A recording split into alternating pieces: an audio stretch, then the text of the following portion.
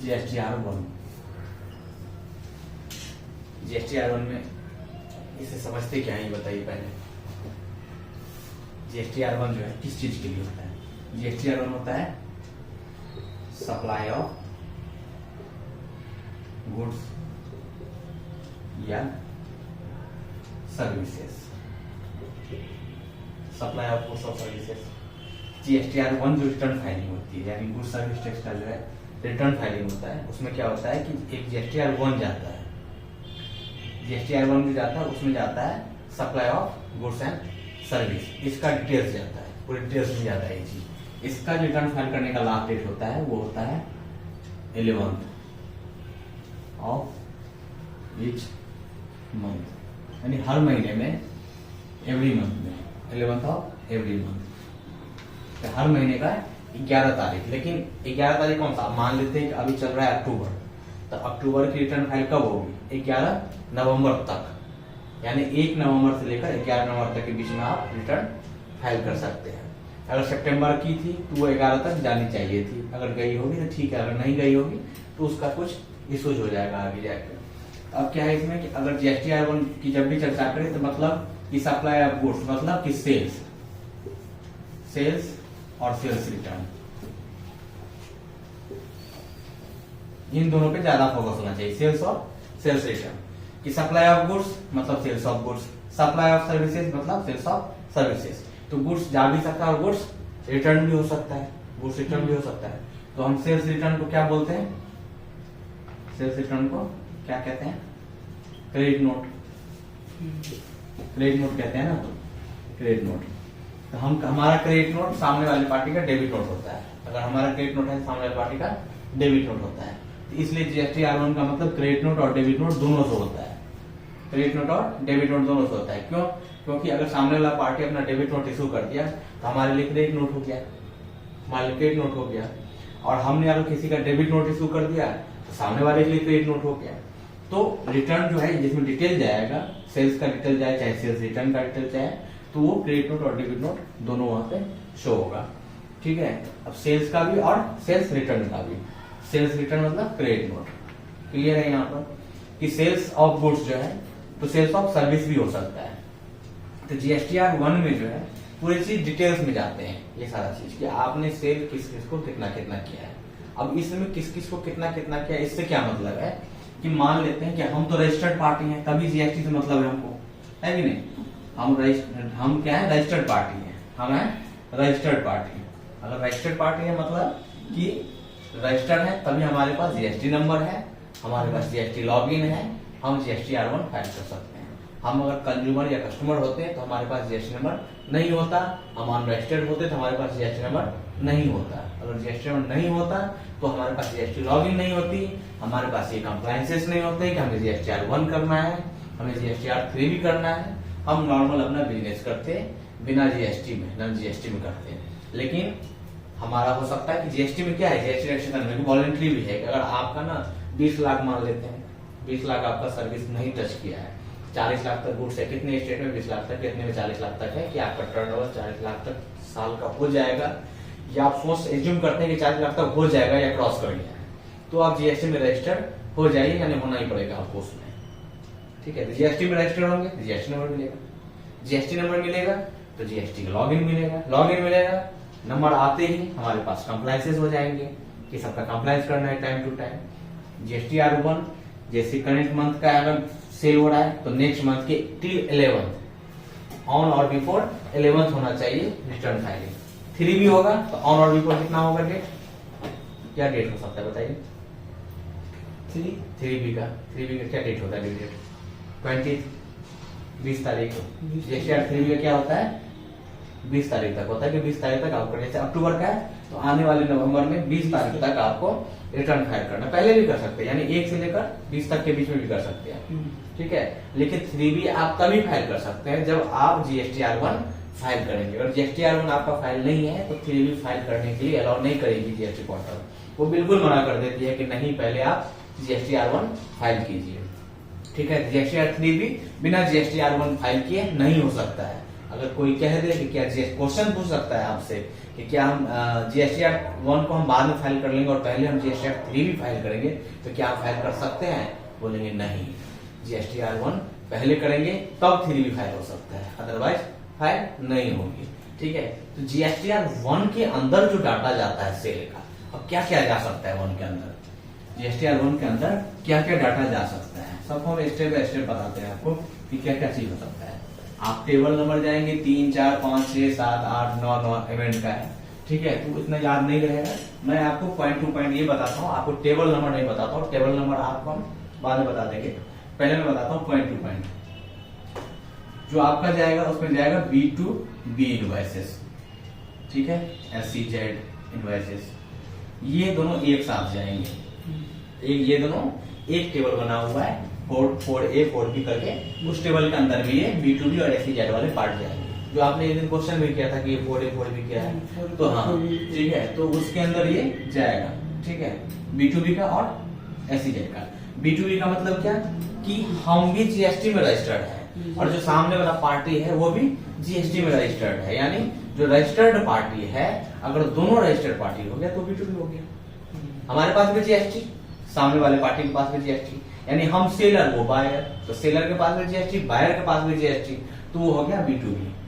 फिर SEZ कौन होगा? ये भी B2B पार्टी है, ये B2C नहीं है, ये भी B2B है, लेकिन स्पेशल इकोनॉमिक जोन है कि ऐसा जोन जहां ये अपना रजिस्टर कर रखा है, वहां पर गवर्नमेंट ने कर रखा है कि ये स्पेशल इकोनॉमी जोन है, यहाँ पर आप बिजनेस को डेवलप कीजिए, आपसे GST हम चार्ज नहीं करेंगे, आप पहले ग्रो कीजिए, जब ग्रो हो जाएगा तब इकोनॉमिक जोन से हटा देंगे वो।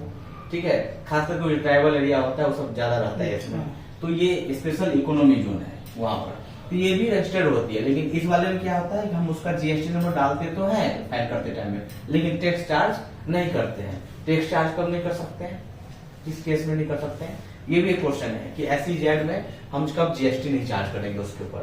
तो जब भी हमारे पास कोई ऐसा कस्टमर SEZ का आएगा, तो सबसे पहले हम गवर्नमेंट से एक परमिशन लेंगे, एक एप्लीकेशन डाल के, जिसको हम लोग बोलते हैं LUT। क्या बोलते हैं?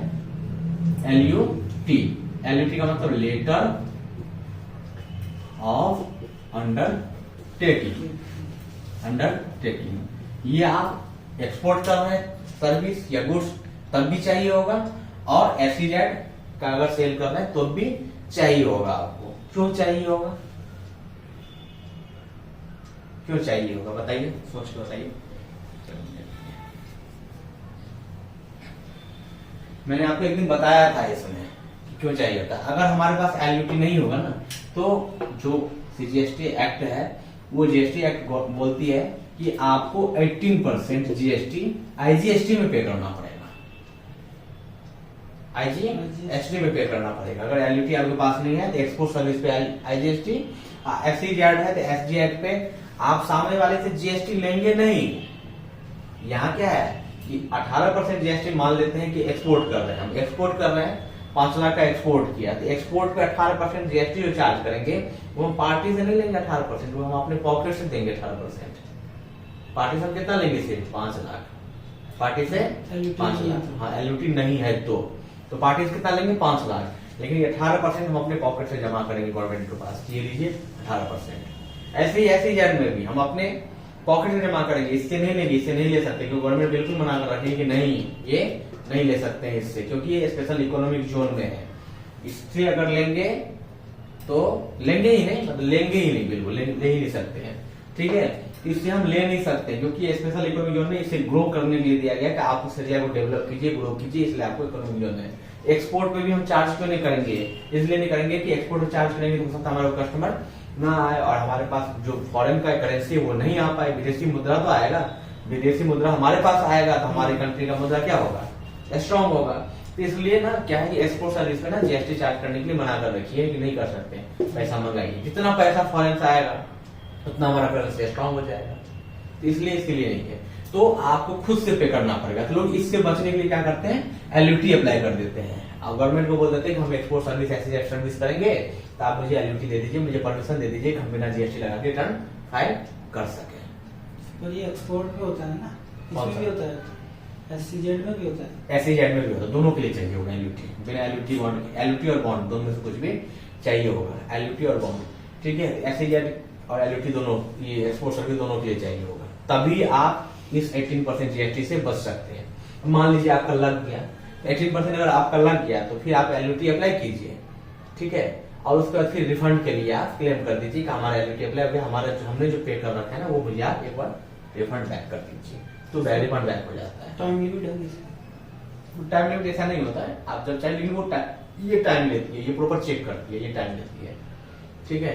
तो इसलिए तो पहला B2B और SEZ, ये ध्यान रखिए, ये दोनों चला जाएगा। B2B मतलब registered party to registered party, यानी हम भी जीएसटी में रजिस्टर्ड, वो भी जीएसटी में रजिस्टर्ड, ठीक है, सेलर और बायर दोनों रजिस्टर्ड, B2B हो गया। फिर चलते हैं, एक होता है फिर उसके बाद B2C। B2C में होता है लार्ज। B2C लार्ज का मतलब क्या होता है? B2C लार्ज का मतलब क्या होता है? इसमें भी एक क्वेश्चन। B2C लार्ज मतलब हो गया कि हमारा जो सेल इनवॉइस होगा ना, वो सेल इनवॉइस जो होगा वो होगा 2.5 लाख, 2,50,000 से ज्यादा, यानी 2,50,000 एक एवं अब 2,50,000। अब 2,50,000 आप डालेंगे ना तो वो भी नहीं लेगा, वो भी बोलेगा कि नहीं 2,50,000 नहीं, 2,50,000 से ज्यादा, यानी 2,50,000 1 रुपये, 2,50,000 2 रुपये, ये होगा तब वो B2C किस में चला जाएगा? लार्ज में। B2C मतलब कि हमारे पास तो जीएसटी है, हमारे पास क्या है? जीएसटी में, हम जीएसटी में रजिस्टर्ड है, हमारे पास है, लेकिन सामने वाला पार्टी क्या है? अनरजिस्टर्ड है या कंज्यूमर है, कुछ भी है। तो हमें गवर्नमेंट बोलती है कि कुछ भी हो, आपका रूल्स क्या है कि आपको जीएसटी चार्ज करना पड़ेगा, तो हम तो जीएसटी लेंगे ही लेंगे, हम तो जीएसटी लेंगे, तो हम क्या करेंगे? जीएसटी चार्ज करेंगे उसको, ठीक है, फिर जीएसटी लेंगे हम उस पर।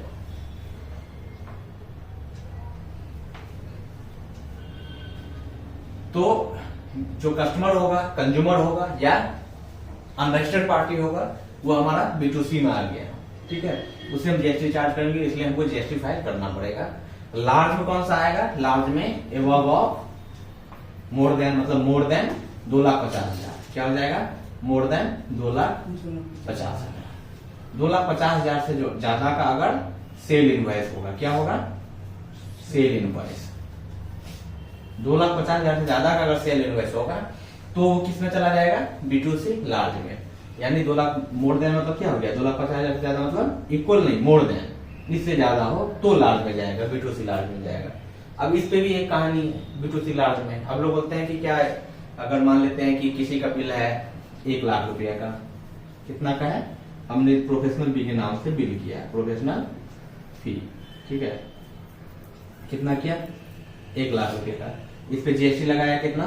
18%, यानी 18,000 रुपया, और इस पे मैंने चार्ज कर दिया 1.5 लाख रुपया गवर्नमेंट फी। गवर्नमेंट फी हमने 1.5 लाख रुपया गवर्नमेंट फी चार्ज कर दिया। अब गवर्नमेंट फी कौन सा चार्ज कर दिए? मान लीजिए कोई इनकॉर्पोरेट ट्रैवलिंग कंपनी, उनका एमओ में जाएगा, उसका जो भी स्टेट वाइज जाता है, ऐसे करके कुछ है कि गवर्नमेंट फी में जाने वाला है वो पैसा, तो हमने उसका 1 लाख रुपया का और चार्ज कर दिया। टोटल कितने हो गए वैल्यू उसके? सॉरी 1.5 लाख कर दिया था, तो कितना हो गया? 2,68,000।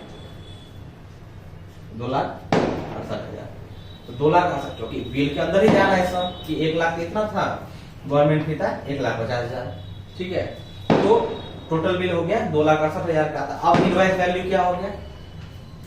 इनवॉइस वैल्यू क्या हो गया? 2,68,000। तो क्या ये B2C लार्ज में जाएगा या नहीं जाएगा? लेकिन टैक्सेबल वैल्यू 1 लाख ही है। तो ये जो B2C लार्ज जो कंसीडर करती है, ये करती है इनवॉइस वैल्यू, ये करती है इनवॉइस वैल्यू पर। आप ध्यान रखिए, टैक्सेबल पे नहीं, इनवॉइस वैल्यू पर, कि भले ही आपका गवर्नमेंट फी हो, डॉक्यूमेंट चार्ज हो, ट्रैवलिंग एक्सपेंस हो, एनीथिंग कुछ भी हो आपका, इसमें ये डिपेंड करेगी आपका आपके इनवॉइस वैल्यू पर। इनवॉइस वैल्यू 2,50,000 से ज्यादा हो गया तो वो B2C लार्ज में जाएगा ही जाएगा, उसको टैक्सेबल वैल्यू से नहीं मतलब है, उसको टैक्सेबल वैल्यू से मतलब नहीं है। इसलिए कभी भी बिल बनाइए तो जो भी गवर्नमेंट का पार्ट हो उसका अलग ही कीजिए, वो बिल में मत बनाइए, उसका एक आप पेमेंट रिसीट बना कर दे दीजिए कि आपका इतना पैसा लगेगा इस चीज के लिए, तो आप हमें ये पैसा दे दीजिए, उसको इनकम के पार्ट में कंसीडर करके चलिए ही नहीं। क्यों? कभी कभी तो हैवी अमाउंट भी आ जाता है, जब एडवोकेट होते हैं, एडवोकेट क्या करते हैं,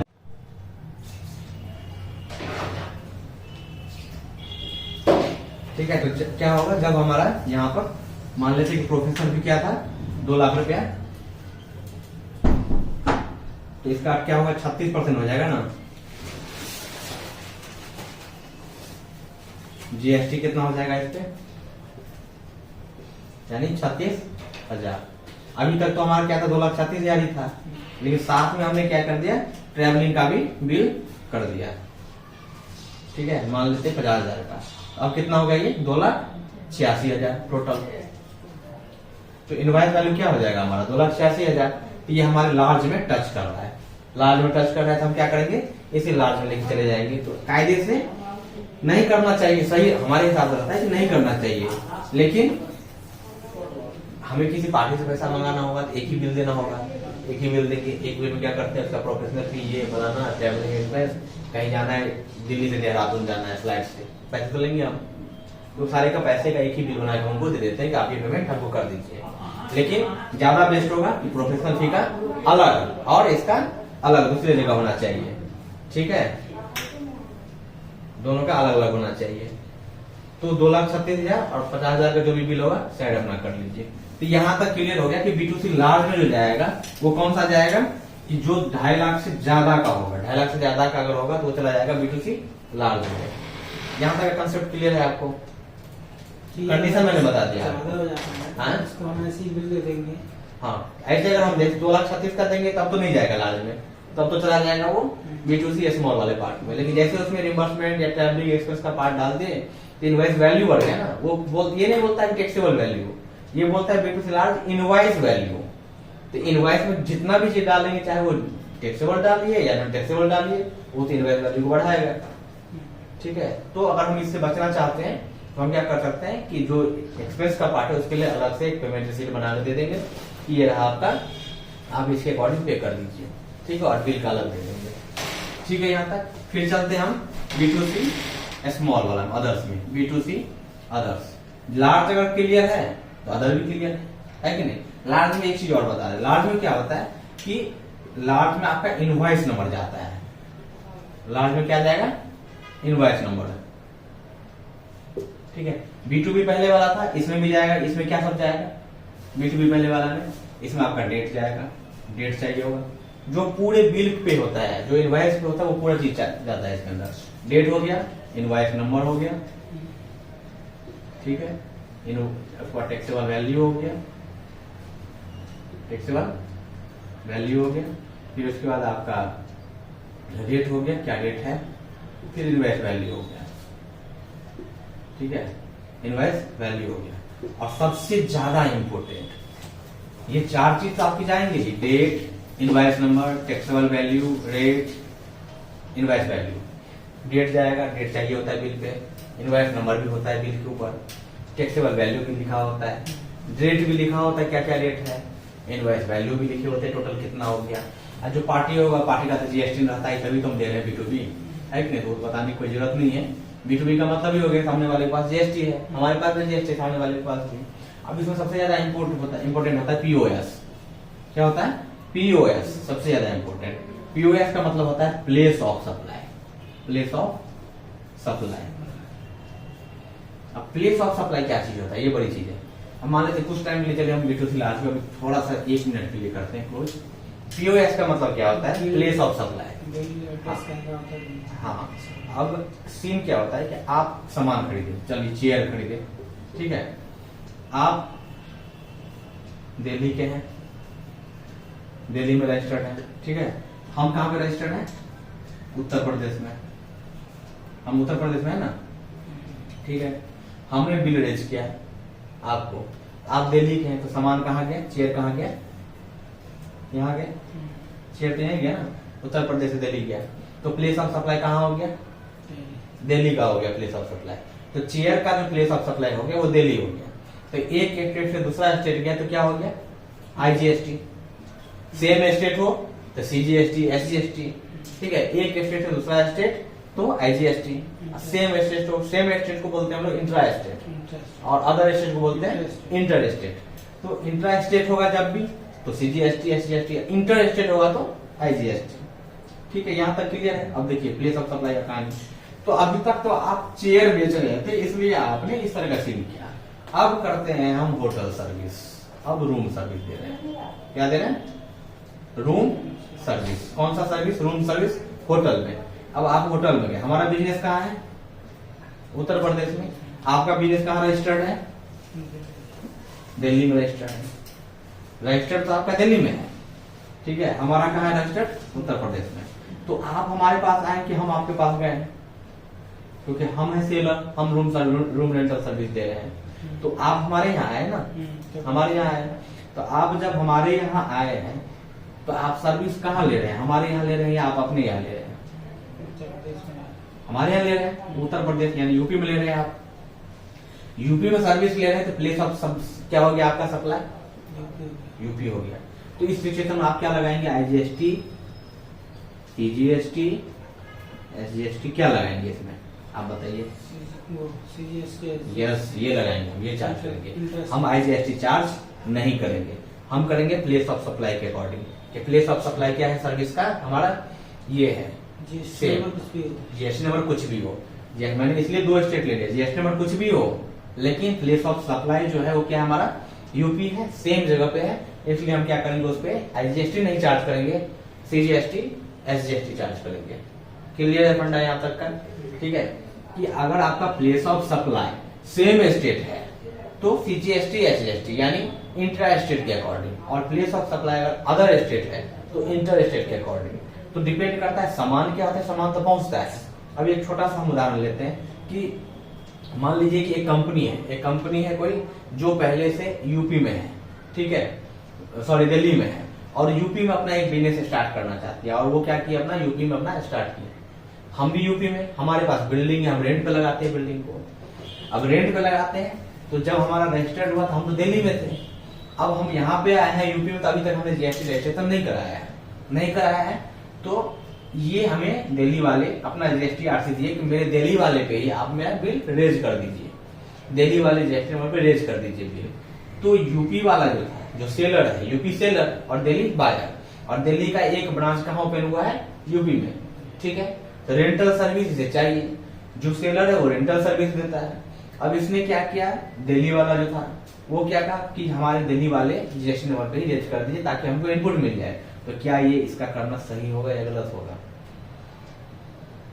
दिल्ली वाले जीएसटी पे यूपी वाले रेंटल सर्विस का बिल रेज करे तो क्या ये करना सही है या गलत है? बिल्कुल गलत है। क्यों? क्योंकि प्लेस ऑफ सप्लाई क्या हो गया आपका? यूपी। दिल्ली वाली कंपनी की ऑफिस कहाँ नहीं आई है? यूपी में। एम्प्लॉय कहाँ बैठ के काम कर रहा है? यूपी में।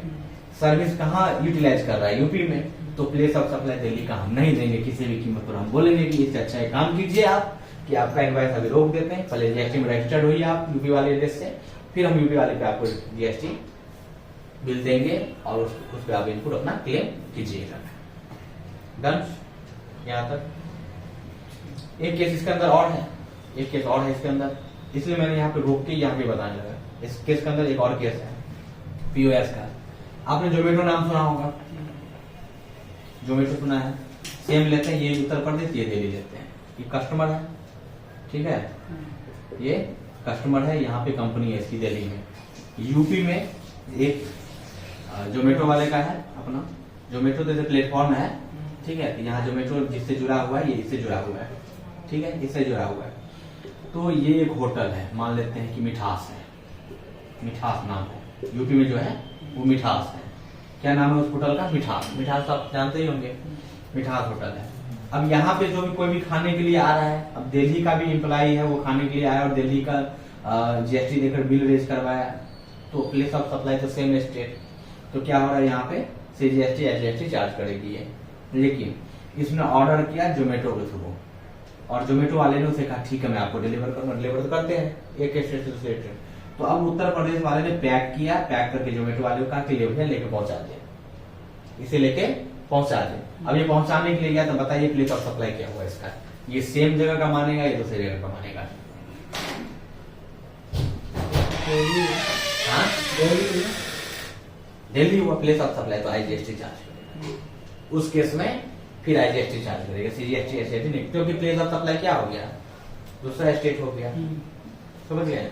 तो डिपेंड करता है कि आपका जो सर्विस या गुड्स कहाँ पर जा रहा है, उसका कहाँ प्लेस पर ऑफ use सप्लाई हो रहा कहाँ है। कहाँ यूज हो रहा है वो कहाँ पर चीज। supply किया है। उस चीज को आप सोचते हुए ना प्लेस ऑफ सप्लाई को सिलेक्ट करेंगे हमेशा। तो देखते हुए कभी कभी होटल का बिल आता है, कभी कभी होटल का बिल देखेंगे तो मैक्सिमम जो खाने के लिए जाते हैं उसमें नीचे में लिखा रहता है सर्विस टैक्स पे CGST SGST। क्यों? क्योंकि सर्विस कहाँ प्रोवाइड कर रहा है, वहीं पे आता है वेटर वहीं प्रोवाइड कर देता है, खत्म। तो वो CGST SGST कभी SGST नहीं दिखेगा उसके ऊपर। होटल वाले तो सबसे बड़ी दिक्कत करते हैं, अपना रजिस्ट्रेशन कंपोजिशन में ले लेते हैं।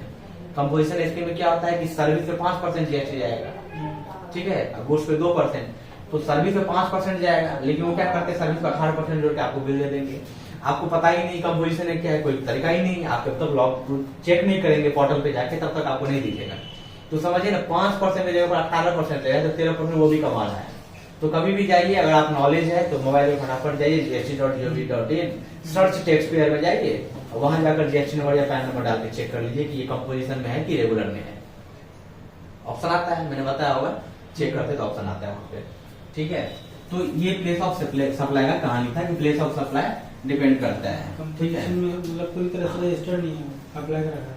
कंपोजिशन में है, कंपोजिशन में क्या होता है कि गवर्नमेंट बोलती है कि आप कस्टमर से पैसा मत लीजिए, इतना आपको रिसीट हो रहा है ना उतना का मुझे 5% दे दीजिए सर्विस टैक्स। इतना पैसा उसके पास आ रहा है उस पर 5% हमें दे दीजिए। तो वो क्या करते, बिल तो रेज करती है सबको, लेकिन वो पूरे जो अमाउंट होगा उस पर 5% को दे देगी। वो इनपुट क्लेम नहीं कर सकते किसी का, या ये किसी को बिल देगा तो इसका इनपुट उसको नहीं मिलेगी क्योंकि GST लगाएगा ही नहीं, कंपोजिशन वाले GST लगाएंगे नहीं, सिर्फ बिल दे देंगे आपको, ठीक है। तो GST अगर नहीं लगाएंगे तो 5% देना पड़ेगा ना उसको। आप सोच लीजिए ना कि अगर वो आपको 18% चार्ज करके दे रहा है तो पूरा पूरा 18%, 5% तो उसको देना ही है गवर्नमेंट को। तो 18 - 5 13% तो मार्जिन खा रही है सॉलिड। दो मान ली 500 का सर्विस चार्ज हो गया उसका, 500 का सर्विस चार्ज हो गया, कितना 18% लगा दिया, कितना हो गया 90 रुपया। तो इस 500 पे कितना जाना चाहिए था, 5% ना, 25 रुपया जाना चाहिए था। तो यहाँ भी ये पैसे कमा रही है 65 रुपया। तो GST.gov पर जाएंगे हम, वहाँ पे क्या जहाँ आपको लग रहा है कि लार्ज बिल है, जहाँ आपको लग रहा है कि 10,000 का बिलिंग हो गया है, तो वहां पर जाकर आप ना GST.gov.in में जाएंगे, वहां पर आता है search tax payer, search tax payer, ठीक है। सर्च टैक्स पेयर में जाएंगे, वहां पर आपको देगा कि पैन से भी आप देख सकते हैं और आप GST से भी देख सकते हैं। जब पैन और GST डालेंगे तो उसमें कैप्चा आएगा, कैप्चा डालिएगा, मैं ऑनलाइन भी दिखा दूंगा आपको, ठीक है। पैन और कैप्चा दोनों आएगा, वो डालिए, कैप्चा डालिएगा, फिर उसके बाद क्या होगा आपका कि वो शो करने लगेगा कि ये रेगुलर में है कि ये कंपोजिशन में है, किस कंपोजिशन स्कीम में में। अगर वो होगा तब भी उसके GST नंबर होगा ना। हाँ GST नंबर होगा, GST नंबर तो अभी तो कंपोजिशन, ये तो क्या पता कंपोजिशन होता है। तो कंपोजिशन में होगा तो आपको ज्यादा अगर बिल रहे तो उस टाइम थोड़ा सा ध्यान दीजिएगा कि कहीं ये हमसे चार्ज तो नहीं कर रहा है, सामान खा रहे हैं, सामान पे भी चार्ज कर दिया, चावल पे, फलाना पे, ढिंगाना पे, सब चीज पे चार्ज करके जोड़ रहे हैं। सर्विस टैक्स लगाते हैं। हाँ सर्विस पे लगाते हैं सर्विस चार्ज, लेकिन आजकल तो खाने पीने की चीजों पे भी आ गया ना चार्ज, खाने पीने पे भी आ गया ना। तो वो थोड़ा सा ध्यान रखना पड़ेगा कि अब मान लेते हैं कि हम पूरा पैकेज वाला लेते हैं, 150-200 रुपए का आता है पीने वाला सब, ठीक है। उसको थोड़ा सा आपको ध्यान देना पड़ेगा कि कहीं ज्यादा हो सकता है 200 बच जाए, 300 बच जाए, है कि नहीं। तो ज्यादा होटल वाले सब ना कंपोजिशन स्कीम में होते हैं ताकि वो अच्छा से कमा सके, लोगों को पता नहीं चल पाता है, लोग खाया बिल दिया तो बन गया, ठीक है। यहाँ तक तो थोड़ा सा इस चीज को ध्यान रखना पड़ेगा, ठीक है। सब होटल में नहीं होता है ऐसा, जितने भी सब होटल सब नहीं होता है। कुछ ऐसा मैंने न्यूज देखा हुआ था, पढ़ा हुआ था कैसा ऐसे ही तो अचानक से माइंड में आ गया। ऐसा नहीं है कि सारे होटलों से अच्छे होटल सब है, ठीक है। तो POS का मतलब आप समझ गए, POS क्या होता है। फिर आपको मैंने बताया था B2C लार्ज, ये भी आप समझ गए, ठीक है। B2C लार्ज में क्या होगा कि आपको इनवॉइस नंबर डालना पड़ेगा, इनवॉइस नंबर चाहिए ही चाहिए होंगे, इनवॉइस नंबर उसके अंदर, ये इनवॉइस नंबर है इसका ये, ठीक है। इनवॉइस नंबर आपको चाहिए होगा उसके अंदर B2C लार्ज में, और आपको चाहिए होगा साथ में स्टेट, क्या चाहिए होगा, स्टेट, किस स्टेट का है ये, किस स्टेट का लार्ज इनवॉइस है और कितना इनवॉइस नंबर है, ये चीज आपको चाहिए होगा।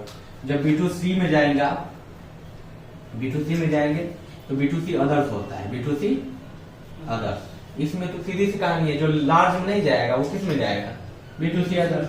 B2B का पार्ट खत्म, SEZ खत्म। जो लार्ज में नहीं जाएगा, छोटे छोटे कस्टमर हैं जो हमारे स्टेट में है, इंटर स्टेट या इंट्रा स्टेट में है, तो वो कस्टमर जाएगा इसमें। अब इसके अंदर एक क्वेश्चन है, एक गलतफहमी आपको दूर करना पड़ेगा।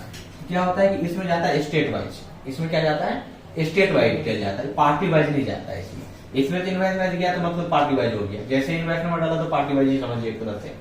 लेकिन B2C अदर्स में क्या है कि पार्टी वाइज नहीं होता है, पार्टी वाइज नहीं होता है, ये होता है स्टेट वाइज। की मान लेते हैं कि यूपी में कितना सेल हुआ, यानी इंट्रा स्टेट कितना सेल हुआ, इंट्रा स्टेट 3 लाख का सेल हुआ इनवॉइस नहीं हुआ। दिल्ली में कितना सेल हुआ, 2,75,000 हुआ। तो क्या ये लार्ज इनवॉइस है या स्मॉल इनवॉइस है, ये बताइए। कैसे आपको पता है स्मॉल है? ये तो 3 लाख जा रहा है। 3 लाख, हाँ तो लाख नहीं, यही कंफ्यूजन दूर करने के लिए मैंने 3 लाख लिखा यहाँ पे। यूपी सेल का मतलब हो गया जो अगर B2C आप अदर्स कैसे इसको काउंट कर रहे हैं, लार्ज में था कि एक इनवॉइस पे था ना, कि एक इनवॉइस का वैल्यू था 2,500, ये तो कई सारे होंगे, कई सारे मिला के 3 लाख है। तो आपको इस चीज का निगरानी रखना पड़ेगा कि कई सारे मिला के 3 लाख है। अगर एक ही इनवॉइस 2,60,000 को और 40,000 का कोई और हो, टोटल इनवॉइस ये मतलब है कि कई सारे कस्टमर को मिला के यूपी में जो हमने सेल किया है उसमें कई सारे कस्टमर मिला के 3 लाख है, और दिल्ली में सेल किया वो कई सारे कस्टमर मिला के 2,75,000 रुपया है। ऐसे ही करके जितने भी स्टेट है सारे स्टेट में, तो छोटे छोटे कस्टमरों को मिलाकर स्टेट वाइज, छोटे छोटे कस्टमरों को मिलाकर स्टेट वाइज डिटेल जाता है B2C अदर्स में। इनवॉइस वाइज नहीं जाता है कि इनवॉइस नंबर इतना फलाना इतना, ये नहीं। कैसे जाता है, स्टेट वाइज, इस स्टेट में कितना सेल, इस स्टेट में कितना सेल। यही अगर B2B होगा तो कहाँ चला जाएगा, यहाँ चला जाएगा। यही अगर 2,50,000 से ज्यादा का बिल वाला एक बिल होगा कहाँ चला जाएगा, इसमें आ जाएगा। लेकिन वही अगर इन दोनों को छोड़ के रहेगा, छोटे छोटे कस्टमर होंगे कहाँ आएंगे, इसमें आएंगे। जैसे भैया कैश काउंटर हो गया, सर कोका कोला देना, लिया काट दिया, वो वही को वही दिया कोका कोला, वही को वही दिया। तो आप कहाँ से आ रहे हो, आप आ रहे हो मान लो बिहार से, आप आए बिहार से यूपी गए, यूपी में एक दुकान वाले के पास गए, रजिस्ट्रेशन नंबर सब है उसके पास, वो सब तरह का सामान बेचता है, एक मॉल जैसा बना रखा है, वहां गए आपने कोका कोला लिया किया, क्या आपने बताया कि आप बिहार से हो? नहीं। अगर आप बिहार बता भी देते तो क्या लिखता है वो, बिहार बताने के बावजूद भी वो वही लिखता है, क्योंकि उसका प्लेस ऑफ सप्लाई वही वही खत्म हो गया। वही आपका बिल पैक करके, पैकिंग करके ट्रांसपोर्ट के थ्रू बिहार भेजता था, फिर बिहार कर देता है GST, वो तो सेम प्लेस पे था, प्लेस ऑफ सप्लाई का सेम हो गया। उसको डिपेंड नहीं करता इससे कि पार्टी क्या है नहीं है। अगर वो B2B में होगा पैक करके देगा, GST लग गया। B2B नहीं भी होगा, B2C होगा, तब भी पैक करके बिहार भेजेगा तो भी GST लगाएगा, क्योंकि प्लेस ऑफ सप्लाई का दूसरा हो गया। आपने तो वहीं खरीदा, वहीं पिया, वहीं फेंका। हो सकता है पॉकेट में अगर कहीं चले भी गए, लेकिन उस बिजनेस वाले के लिए क्या हुआ, उसने कहा कि भैया हमने तो इसको पीने के लिए यहीं दे दिया, प्लेस ऑफ सप्लाई उसका वही। तो सेम स्टेट। अब दिल्ली वाला कैसे हो जाएगा, दिल्ली के कुछ कस्टमर होते हैं, छोटे छोटे कस्टमर जो आते हैं अपना बिजनेस दिल्ली में कर रहे हैं, वो आते हैं कुछ सामान लेने के लिए, सर ये पैक कर दो, ये दे दो, ये दो, वो पूरा पैकिंग करता है, उसका बिल प्रॉपर उसके दिल्ली वाले एड्रेस के नाम से बनता है, फिर वो उठाता है, रिक्शे पे डाला, कहीं डाला, लेके गया, तो प्लेस ऑफ सप्लाई क्या हो गया, दिल्ली हो गया B2C वाले का। तो कई सारे कस्टमर मिलके ये हैं, कई सारे कस्टमर मिलके ये होते हैं, कस्टमर होते हैं, कंज्यूमर होते हैं, अंडरस्टैंड पार्टी होते हैं, सबके अंदर कई सारे, वो मिला के छोटे छोटे इन्वेस्ट होते हैं। तो B2C अदर्स भी आपका कंप्लीट, ठीक है। अब चलते हैं एक्सपोर्ट। अब किस में चलते हैं, B2B की वो कितनी थी लिमिट, किसमें, इनवॉइस की कोई लिमिट नहीं, कोई लिमिट नहीं, कोई लिमिट नहीं, इनवॉइस कोई लिमिट नहीं, इस दोनों में लिमिट बस। अब एक्सपोर्ट सेल में चलते हैं, एक्सपोर्ट सेल्स, ठीक है। एक्सपोर्ट सेल्स, एक्सपोर्ट सेल्स में सेम समझिए लार्ज इनवॉइस, क्या समझिए, लार्ज में, लार्ज में टैक्स जाता है, इनवॉइस नंबर, स्टेट क्या रहेगा, टैक्सेबल वैल्यू क्या होगा और टैक्स अमाउंट क्या होगा, ये जाना है उसको। उसमें कि टैक्सेबल अमाउंट इतना है लार्ज इनवॉइस में, टैक्स वैल्यू इतना है। इसमें भी जाएगा 3 लाख का सेल प्लस टैक्स वैल्यू जितना है वो, कितना कितना परसेंट वाला टैक्स होता है। जैसे यूपी है 5% वाला है, 18% वाला है, 12% वाला है, तो हर एक बार कर करके सेव करना पड़ेगा आपको, ठीक है। हाँ, जैसे B2C आया, अब 18% वाला, 18% यूपी में अलग हुआ स्मॉल इनवॉइस, 12% वाला अलग हुआ, 5% वाला अलग हुआ, है कि नहीं। कई सारे भी हो सकते हैं, ऐसा थोड़ी है कि एक ही रेट चलता रहेगा हमारा, कई सारा भी रेट हो सकता है ना। तो सबका अब एक ही बार में तो आएगा नहीं सारा चीज करने के लिए, तो अलग अलग आपको करना पड़ेगा वो चीज। दिल्ली वाले में ऐसे ही है। ऐसे ही एक्सपोर्ट सेल में, एक्सपोर्ट सेल में क्या है कि आपके पास एलयूटी है, इसमें B2C में क्या क्या डिटेल रहती है, स्टेट जाएगा, पार्टी वाइज नहीं जाता है, सिर्फ state, taxable value, tax rate, tax amount जाएगा, बस ये चीज आएगा उसमें।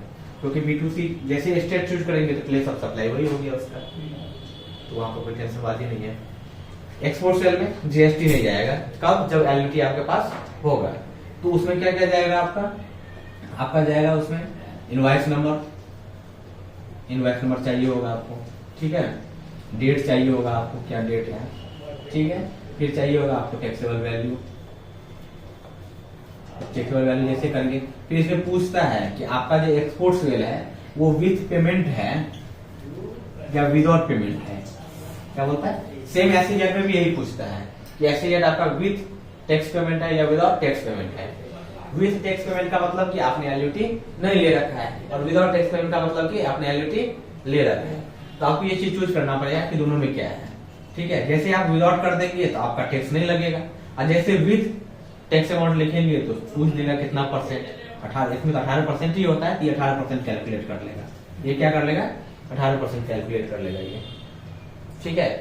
लेकिन यही अगर गुड्स होता आपका, तो गुड्स में आपका डॉक नंबर चाहिए होता है, इसमें डॉक नंबर चाहिए होगा, ये डॉक नंबर चाहिए होगा, ठीक है। डॉक नंबर बीओई नंबर होता है, बिल्स ऑफ एंट्री नंबर, ये 2 नंबर आपको फिर चाहिए होंगे डॉक नंबर के बाद। तो गुड्स होगा तो ये डॉक नंबर एक बढ़ जाएगा, गुड्स नहीं होगा तो डॉक नंबर नहीं चाहिए होंगे।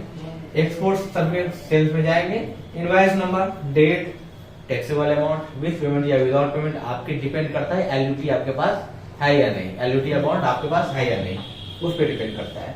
अब चलते हम, कुछ नहीं, ये एकदम इजी वे है। अगर ये टैक्सेबल इसने लगाकर इनवॉइस दे दी उसको, तो वो तो पे करेगा नहीं? वो नहीं करेगा, आपको पे करना पड़ेगा, ठीक है। तो विथ पेमेंट और विदाउट पेमेंट करके आपका ये हो जाएगा यहाँ तक, ठीक है। फिर उसके बाद चलते हैं, उसके बाद क्या होता है कि कुछ ऐसे सामान होते हैं जो नील रिलेटेड होते हैं या एग्जेम्प्टेड होते हैं। जैसे मान लीजिए आपका दूध है, जैसे आटा हो गया, पैकेजिंग हो गया, जो इस पे लेबल नहीं लगा हुआ है, पैकेज नहीं है, ब्रांड नेम नहीं है, तो रॉ की तरह यूज माना जाता है उससे, और उसे एग्जेम्प्टेड या रिलेटेड में रखा जाता है। फिर उसके ऊपर अगर कोई ब्रांड नेम आ गया, पैकेजिंग हो गया उसका, आपका पैकिंग हो गया, तो फिर उस पर जीएसटी चार्ज हो जाएगा।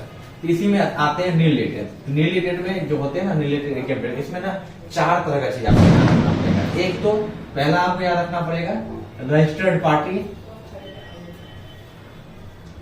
और अनरजिस्टर्ड पार्टी। अब बोलेगा रजिस्टर्ड पार्टी तो यहाँ आ जाना चाहिए, है ना, B2B में, लेकिन नहीं। अगर नील रिलेटेड गुड्स आप अगर बेच रहे हैं, यानी एग्जेम्प्टेड आइटम्स अगर आप बेच रहे हैं, तो आप B2B में नहीं देंगे, यहाँ पे नहीं करेंगे। जीरो रेटेड बेचते हैं, जीरो एक होता है जीरो रेटेड, तो उसको आप लाते हैं यहाँ पे 0% लाते हैं, जिसपे जीएसटी है ही नहीं शुरू से, जिसपे गवर्नमेंट ने जीएसटी नहीं किया। जीएसटी गवर्नमेंट ने कहा कि नहीं जीएसटी चार्ज करेंगे नहीं, वो आ जाता है एग्जेम्प्टेड में, वो आ जाता है एग्जेम्प्टेड में, ठीक है। जिसपे ये है कि 0 था, कभी 5 था, कभी 0 हो गया, कभी 0 था, कभी 5 आ गया, तो उसको ये इसमें आ जाएगा, ठीक है।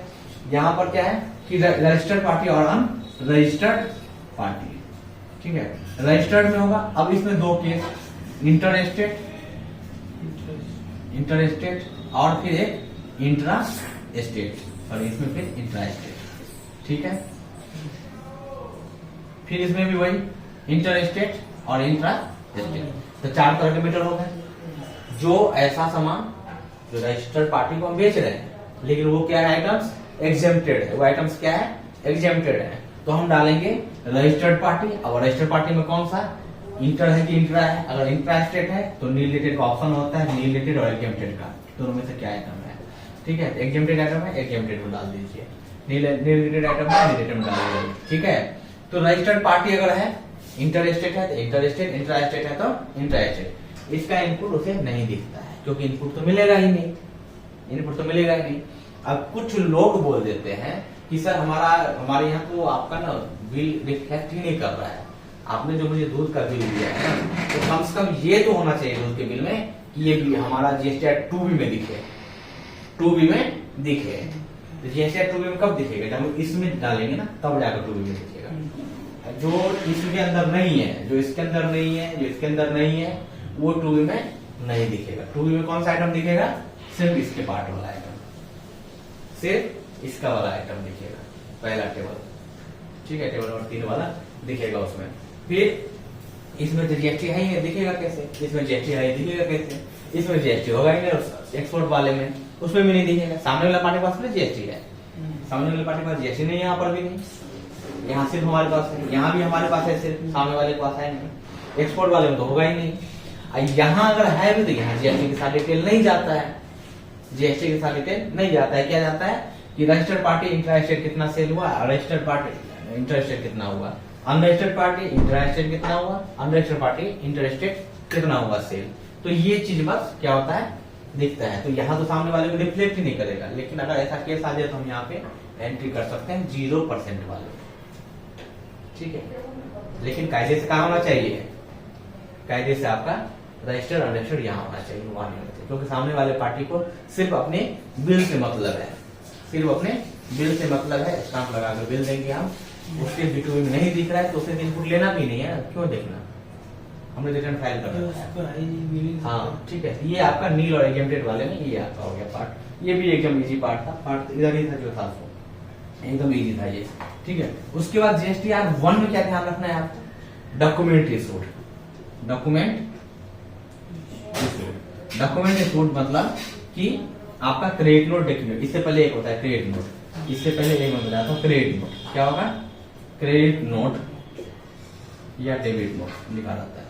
अब इसमें भी दो पार्ट बना दिया है, क्रेडिट नोट और डेबिट नोट में भी दो पार्ट बना दिया है। क्या बना दिया है, अब सीधी सी बात है, आपके पास भी दो पार्ट है, एक है रजिस्टर्ड पार्टी, एक है अनरजिस्टर्ड पार्टी। जिसके पास जीएसटी हो रजिस्टर्ड पार्टी, जिसके पास जीएसटी नहीं है वो ये रहा B2C वाला अनरजिस्टर्ड पार्टी। तो क्रेडिट नोट में भी वही सेम चीज होगा, इससे भी रिलेट करेगा और इससे भी रिलेट करेगा। तो इससे रिलेट करेगा तो रजिस्टर्ड पार्टी का नाम आ जाएगा, और इससे रिलेट करेगा तो अनरजिस्टर्ड पार्टी का नाम आ जाएगा। यानी क्रेडिट नोट रजिस्टर्ड पार्टी के साथ कितना था, क्रेडिट नोट अनरजिस्टर्ड पार्टी के साथ। रजिस्टर्ड पार्टी में क्या होगा कि उसका इनवॉइस नंबर आएगा, जैसे आप क्रेडिट नोट डालेंगे ना तो सबसे पहले क्वेश्चन करेगा किसमें, रजिस्टर्ड पार्टी में। रजिस्टर्ड पार्टी वाला में सबसे पहले क्वेश्चन क्या करेगा, ये पूछेगा।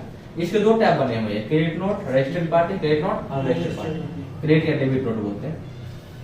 रजिस्टर्ड पार्टी में जैसे जाएंगे तो बोलेगा कि कौन सा सेल रिटर्न, क्वेश्चन है उसका कौन सा सेल रिटर्न। तो हम बोलेंगे सर हमारा सेल रिटर्न जो है वहां पे कैसे बताएंगे उसको कि हमारा किसका सेल रिटर्न। तो कोई न कोई तो ऑरिजिनल इनवॉइस हमने रेज किया होगा, जो एक इनवॉइस रेज किया होगा उसी के अगेंस्ट में सामान रिटर्न होगा। मैंने 5 नंबर का इनवॉइस किसी को बेचा और वो सामान वापस कर रहा है, मैंने 6 नंबर का भी उसके हाथ बेचा, मैंने 10 नंबर का भी उसके हाथ बेचा, वो सामान रिटर्न कर रहा है। तो हमें कैसे पता कि कौन सा सामान, तो वो बताएगा इनवॉइस नंबर। तो रजिस्टर्ड पार्टी में ओरिजिनल इनवॉइस नंबर चाहिए होता है, क्या चाहिए होता है, original invoice number, original invoice number चाहिए होता है। जब भी रजिस्टर्ड पार्टी रहेगा तो उसमें क्या चाहिए होगा, ओरिजिनल इनवॉइस नंबर चाहिए होगा हमें। तो ये ओरिजिनल इनवॉइस नंबर जब भी चाहिए होगा हमें, तो जैसे ओरिजिनल इनवॉइस नंबर डालेंगे तो डाटा फेच कर लेगा कि इतना का आपने सेल किया था, ठीक है।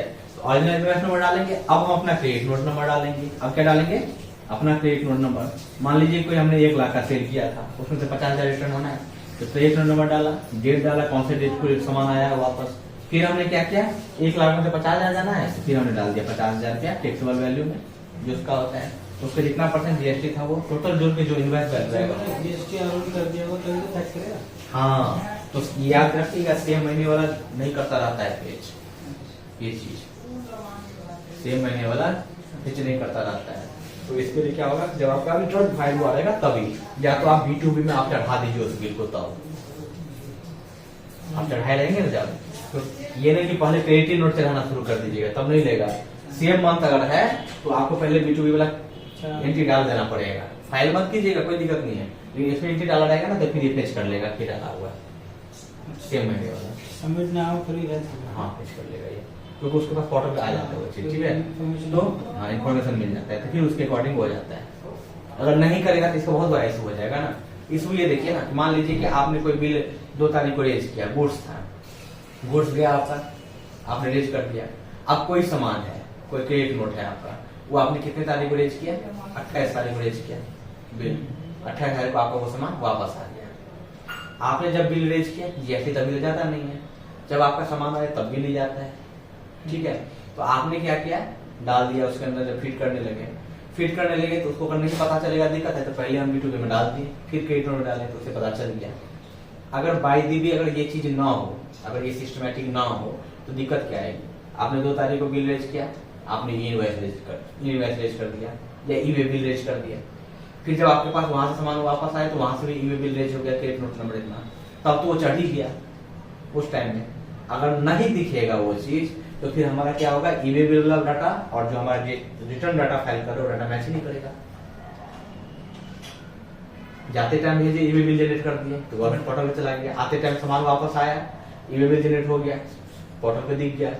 अब पोर्टल पे दिख गया ई वे वाले पोर्टल पे, अब जीएसटी रिटर्न हम फाइल कर रहे हैं, जीएसटी वाले फाइल कर रहे हैं, तो उसमें अगर नहीं दिखेगा, अगर ये सिस्टम हटा दे फेच करने वाला, तब तो ई वे बिल का डाटा और हमारा डाटा दोनों में मिसमैच आ जाएगा। सामने ई वे बिल यहाँ से जनरेट कर रहा है और वो वहाँ से भेज रहा है, हाँ तो जब तक वो ई वे बिल नहीं होगा तब तक फैच नहीं करेगा। नहीं, फेच करेगा तब भी। हम ये मेरा कंसेप्ट ये था कि फेच करेगा तब भी वो फेच करेगा, लेकिन अगर वो फेच ना करे, अगर ये सिस्टम हटा दे फेच ना करने वाला, तो ई वे बिल का रिपोर्ट और आपका GSTR1 का रिपोर्ट में तो मिसमैच आ जाएगा ना, फिर मिसमैच फाउंड हो जाएगा ना। इसलिए ये सिस्टम लगा रखा है कि अगर आपने बिल एंट्री कर रखा है उसमें तो वो फेच कर लेगा, अगर नहीं कर रखा है तो फेच नहीं करेगा। तो ये आपका हो गया रजिस्टर्ड पार्टी। ऐसे ही होगा अनरजिस्टर्ड पार्टी। अनरजिस्टर्ड पार्टी में क्या होता है, अब मान लीजिए कि B2C है, ये क्या करती है, इसी को घटाकर भेज देती है। जब भी आप B2C में डालेंगे ना जैसे, तो यहाँ पर तो डाल आएगा ही अपना आपका, लेकिन यहाँ क्या होगा, आपका जो B2C अदर्स वाला में है उसमें से वो घट जाएगा। 3 लाख का था, क्रेडिट नोट डाल दिया 1 लाख का, तो घट के ही 2 लाख दिखेगा। ये घट के ही 2 लाख दिखेगा, ये नहीं कि यहाँ 3 लाख फिर घटाया बाद में, यहाँ घट के आपको 2 लाख दिखेगा। तो जो क्रेडिट नोट इशू होता है वो B2C अदर्स वाला में क्या होता है, वो घट जाता है उसके अंदर, वो घट के ही शो करता है कि फाइनल आपका अमाउंट इतना हुआ। तो टेस्टेड वाइज जाता है, हाँ। और इन डिटेल चाहिए होगा तो वहां दिख जाता है क्रेडिट नोट अनरजिस्टर्ड पार्टी वाला इन डिटेल कि क्यों घट के वो समझ गए। फिर डॉक्यूमेंट इशू होता है। डॉक्यूमेंट इशू मतलब क्या, डॉक्यूमेंट इशू मतलब क्या हो गया, डॉक्यूमेंट इशू मतलब कि आपने जैसे B2B है, अब B2B है तो आप कई सीरीज बना सकते हैं, ऐसा नहीं है कि एक ही सीरीज लेकर चल रहा है। मान लेते हैं कि आपने किसी आइटम के लिए चेयर बेच रहे हैं, तो चेयर के लिए आपने आइटम बना, उसका सीरीज बना दिया 00CH01 करके सीरीज कर दिया ऐसे करके।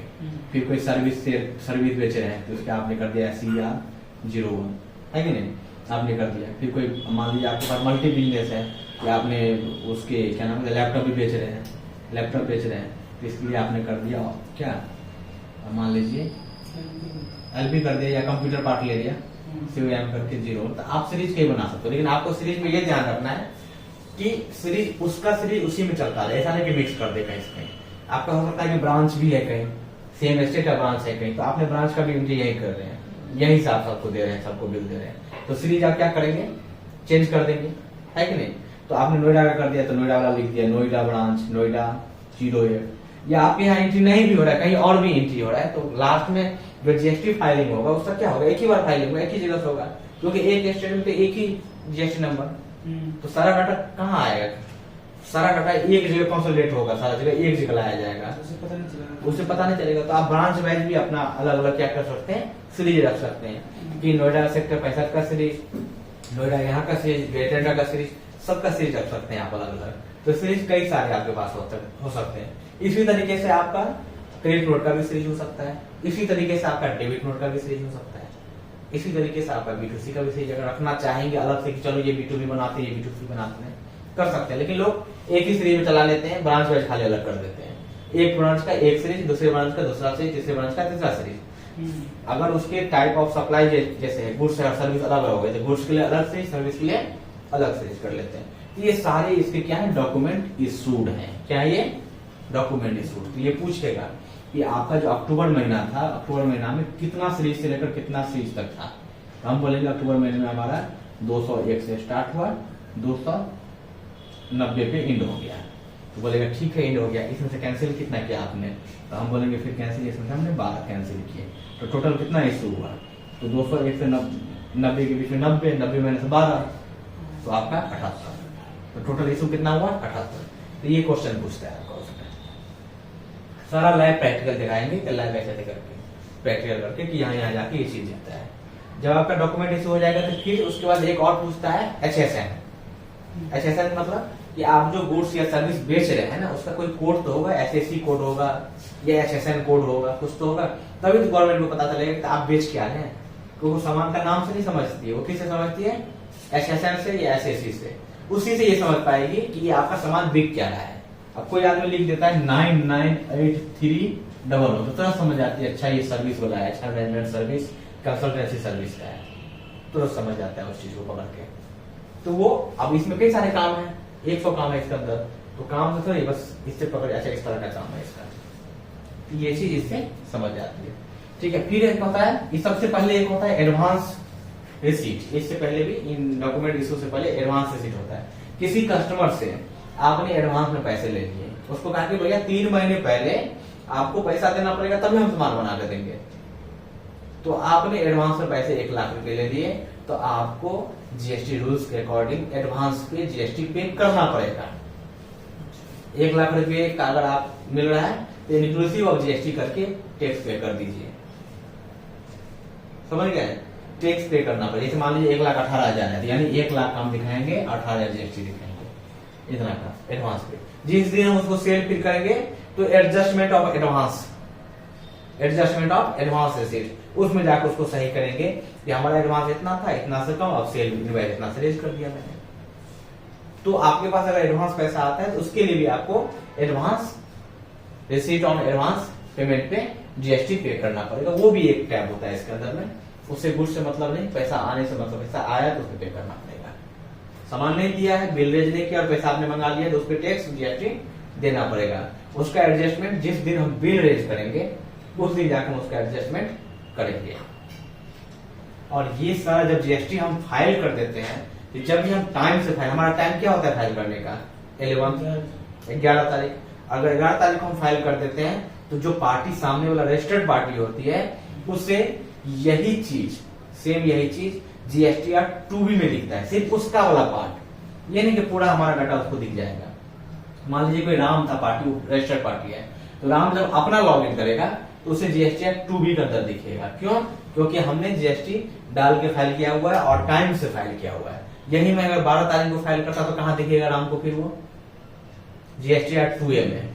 जब ऑन डेट या बिफोर डेट फाइल हो जाता है जीएसटीआर 1 तो 2B में दिखता है, और जब आफ्टर ड्यू डेट फाइल होगा तो कहां दिखेगा, 2A में दिखेगा, जीएसटीआर 2A में। सामने वाले, मान लीजिए मैं भी किसी से खरीद रहा हूं और सामने वाले ने लेट फाइल कर दिया तो मुझे 2A में दिखेगा ही नहीं, मुझे 2A में दिखेगा। और 2A में दिखने वाला हम इस महीने क्लेम नहीं कर पाएंगे, हम अगले महीना करेंगे फिर क्लेम।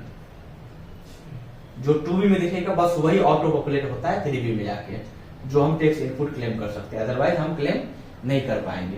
तो ऑन और बिफोर डेट अगर फाइल होगा तो सामने वाले पार्टी को 2B में दिखेगा और उसका वो इनपुट ले सकता है। आफ्टर करेंगे तो उसका इनपुट नहीं लेगा उस महीने, फिर वो नेक्स्ट मंथ ही लेगा। तो ये कोई गारंटी नहीं है कि नेक्स्ट मंथ उसका सेल हो और उस इनपुट का एडजस्ट कर पाए, हो सकता है वो पढ़ाई रह जाए, ऐसा भी हो सकता है कि नहीं।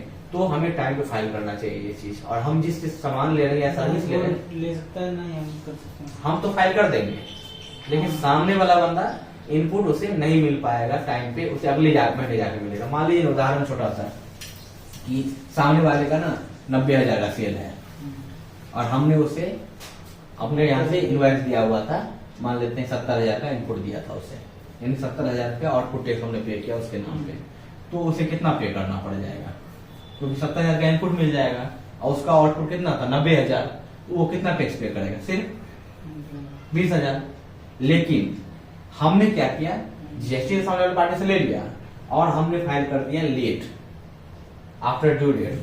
ड्यू डेट जैसे ही फाइल किया तो ये 70,000 उस महीने वो क्लेम ही नहीं कर पाएगा। अब उसे कितना पे करना पड़ जाएगा, 90,000। तो 90,000 उसके पॉकेट से जाएंगे, इतना देर 20,000 जाना था, 90,000 जा रहे हैं। चलिए यहां तक के लिए वो तैयार हो गया, लेकिन नेक्स्ट मंथ उसका सेल हुआ ही नहीं और वो इनपुट 70,000 का दिख रहा था, तो रिटर्न तो फाइल कर दिया। अब ये इनपुट उसके बाद फालतू पड़ा रहा, वो क्रेडिट लेजर में जाकर ट्रांसफर पड़ा हुआ है। क्रेडिट लेजर में जब इनपुट एक्सेस हो जाता है तो क्रेडिट लेजर में चला जाता है, ये क्रेडिट लेजर में चला गया। इनपुट एक्सेस होगा तो कहां चला जाएगा, क्रेडिट लेजर में। अगर कैश पेमेंट आपने ज्यादा कर दिया टैक्स का और यूटिलाइज नहीं हुआ है तो वो कैश लेजर में।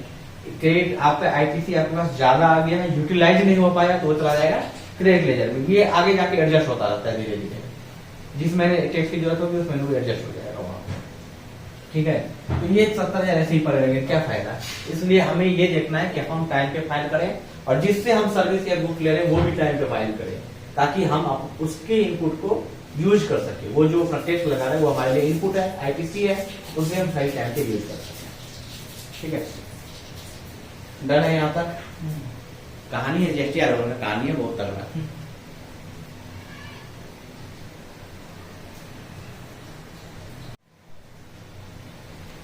ठीक है, अब इसमें क्या है, अमेंडमेंट का पार्ट है। इसमें अमेंडमेंट का भी पार्ट होता है कि मान लीजिए कि आपने पिछले महीने कुछ गलती कर दी या पिछले साल कुछ गलती कर दिया है, ठीक है, तो बिफोर एनुअल रिटर्न फाइलिंग, जिसका भी एनुअल रिटर्न होना है जीएसटीआर 9 और जीएसटीआर 9C, अगर फाइल होना है किसी का तो उससे पहले तक कम से कम आप उसे सुधार कर लें। या जिसका जीएसटीआर 9 फाइल नहीं होना है, 9C नहीं होना है, तो वो फाइनेंशियल ईयर के विदिन 6 मंथ वो उस चीज को सही कर ले। यानी फाइनेंशियल ईयर का क्लोजिंग कब होता है, मार्च होता है, तो मार्च प्लस 6 मंथ वो अपना सही कर ले। इससे पहले, इनसे भी पहले वो चीज को सही कर ले। हाँ, नहीं, मार्च हुआ प्लस 6 महीना, 180 दिन का टाइम दिया जाता है, 180 दिन से पहले आप कर लें। ठीक है, सही। तो अमेंड हम कर सकते हैं कैसे, मान लीजिए किसको अमेंड कर सकते हैं, B2C वाला अमेंड करने के लिए बोलेगा तो कर सकते हैं, B2B बोलेगा तो कर सकते हैं। ठीक है, अब कोई पार्टी है, उसने क्या हुआ कि हमने 1 लाख रुपए का इनवाइस देना था, ठीक है, हमने उसे 90,000 का इनवाइस दे दिया, 90,000 का दे दिया, तो अब वो बोल रहा है कि नहीं हम 1 लाख का, हम 1 लाख आपको मांगे थे, हमको एक ही बिल चाहिए, दोबारा हम बिल लेंगे ही नहीं, गिर बैठ गया। तो हमने कहा ठीक है, हम अपनी गलती स्वीकारते हैं, हम चले जाएंगे अमेंडमेंट में। किसमें जाएंगे, 9 नंबर, टेबल नंबर 9 होता है, ये टेबल नंबर 9 होता है। अमेंडमेंट में चले गए, अमेंड वाला में, अमेंड में गए, वहां पर B2B में गए, वहां पर कहाँ गए, B2B में गए, और B2B में जाके हमने क्या किया, अमेंड का ऑप्शन निकाला, उसमें अमेंड वाले में गए, वहां पर हमने जिस इनवॉइस का हमें अमेंड करना है वो इनवॉइस नंबर डालना होता है। ठीक है, तो आपको सबसे पहले पूछेगा फाइनेंशियल ईयर कौन सा है आपका और आपका इनवॉइस नंबर क्या है, इसी से ट्रैक करेगा ये। ठीक है, तो हमने फाइनेंशियल ईयर बता दिया, चलो 22-23 में गलती हुई थी। ठीक है, अब तो 22-23 गलती हुई थी, और इनवॉइस नंबर मेरा था 06। जैसे हमने 06 डाला, वो सारा डाटा ही सामने ला कर दिया, 06 में ये था। अब हम चेंज क्या कर सकते हैं, तो हम चेंज कर सकते हैं कि जो 90,000 हो गया था उसको किस में चेंज करना है, 1 लाख में। हमने 1 लाख में चेंज कर दिया, लेकिन इससे हमारा नुकसान हो सकता है कि 90 के जगह पर हमने 1 लाख किया, तो टैक्स तो हमने 90 पे किया था, जीएसटी अब हमें कितना पे करना है, 1 लाख पे, तो 10,000 रुपया और पे करना होगा, कितना, 1800 रुपया, 1800 करना पड़ेगा। लेट फी तो लगेगा नहीं क्योंकि टाइमली फाइल किए थे, लेकिन 1800 रुपये 18% एनम, 18% पर एनम के हिसाब से इंटरेस्ट भी चार्ज करेगी है, क्योंकि ये किस टाइम का है, ये उस टाइम का है, ये पुराना बिल है, और उस टाइम से अभी तक आपने 1800 रुपये का पेंडिंग हो गया ना एक तरह से, कि आपने 1800 रुपये 90,000 का कर दिया 1 लाख की जगह पे, तो आपको 1800 रुपये और टैक्स पे करना पड़ेगा। क्यों, क्योंकि 10,000 का टैक्स कितना बन रहा है, 1800 रुपये, फिर 1800 रुपये 18% पर एनम के हिसाब से इंटरेस्ट बोलेगी कि इतना लंबा टाइम हुआ दीजिए। तो नहीं करना चाहिए, जो करंट ईयर चल रहा है उसमें दे देना चाहिए करके, लेकिन करने के लिए आप कर सकते हैं। मेरा कंसर्न ये है कि आप अमेंड कर सकते हैं, अगर आपसे क्वेश्चन करे तो आप बोल सकते हैं कि हाँ ये हो सकता है, और इतना परसेंट 1800 प्लस 18% पर एनम के हिसाब से जोड़ जाड़ के जो करंट ईयर में आपका जा रहा है, करंट मंथ में जाएगा जीएसटीआर 1 सॉरी जीएसटीआर 3 भी, उसमें आप उसको पे करना पड़ेगा। 1 में तो जाएगा अमेंड होके, जीएसटीआर 1 में क्या जाएगा, अमेंड होके, लेकिन टैक्स लिएबिलिटी कहाँ जाएगा, जीएसटीआर 3 में, उतना आपको टैक्स पे करना पड़ेगा एक्स्ट्रा, ताकि आपके ऊपर कल जाके लायबिलिटी ना आए। ठीक है, तो पहला अमेंड आप ऐसे कर सकते हैं। दूसरा अमेंड कि आपने इनवॉइस नंबर गलत डाल दिया।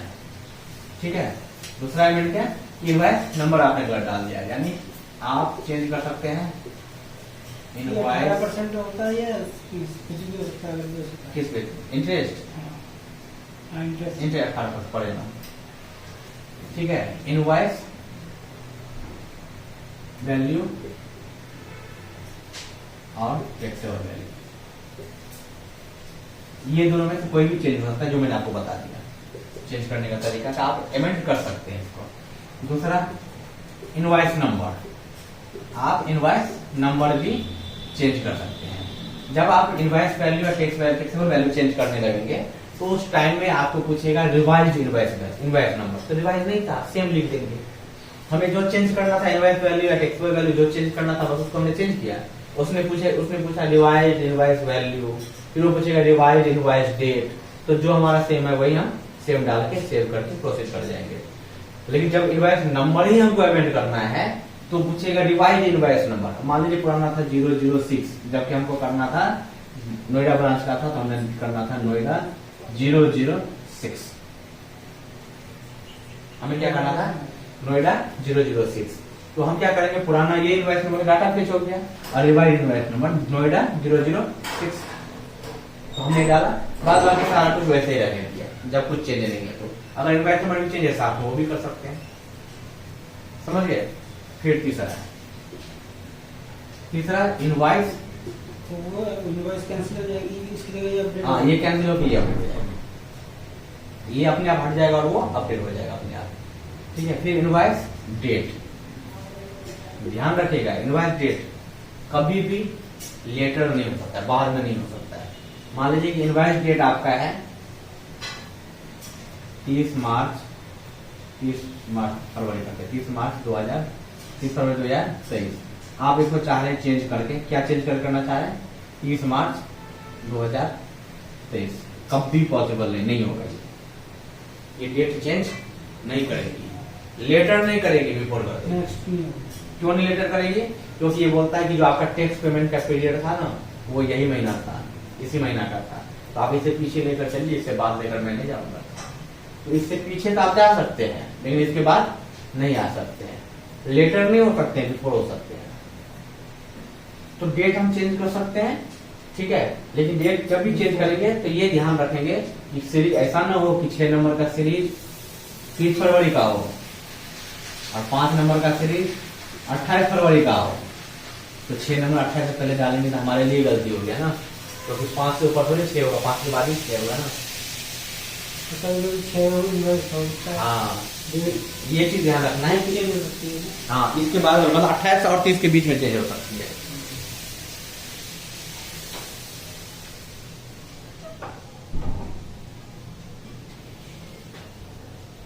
तो 28 और 30 के बीच में आप चेंज करेंगे जो आपके रूल से होगा, क्योंकि इससे पहले करेंगे तो चेंज तो हो ही जाएगा, चेंज नहीं होगा तो नहीं, बिफोर चेंज हो जाता है, बट आपके लिए वो गलती हो जाएगा। ठीक है। तो आप उसे भी चेंज कर सकते हैं, प्लेस ऑफ सप्लाई भी चेंज कर सकते हैं। प्लेस ऑफ सप्लाई आपसे गलती से चला गया, IGST चला गया जबकि CGST SGST होना चाहिए था कायदे रूल से, तो वहां पर आप प्लेस ऑफ सप्लाई भी चेंज कर सकते हैं। ठीक है। तो ये सारा चीज आप पेमेंट के अंदर में जाके कर सकते हैं। कोई B2C के अंदर है तो B2C को कम करके B2B में ला सकते हैं। मान लीजिए किसी का हमने GST नंबर डालना गलत डाल दिया है ना, तीसरा ये था GST नंबर गलत डाल दिया हमने, GST में हम चेंज कर सकते हैं।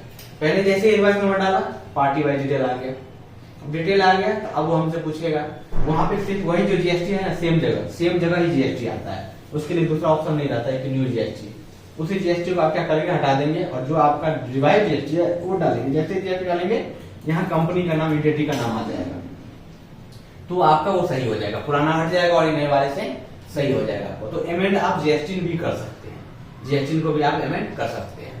तो ये सारी चीजें आप अमेंड कर सकते हैं। B2C में है तो उसको कम करके B2B में ला सकते हैं, B2C को कम किया और B2B में जाकर नया कर दिया।